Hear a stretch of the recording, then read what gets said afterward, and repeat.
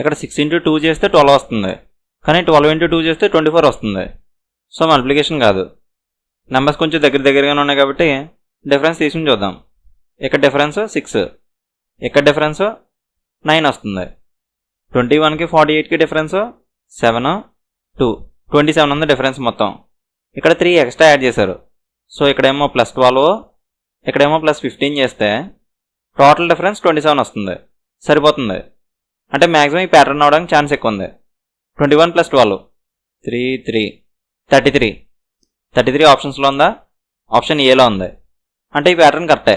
ఇంకా మనం వెరిఫై చేసుకోవాలంటే 33కి 15 యాడ్ చేస్తే 48 రావాలి. 33 + 15 43, 48 వస్తుంది. సరిపోయింది.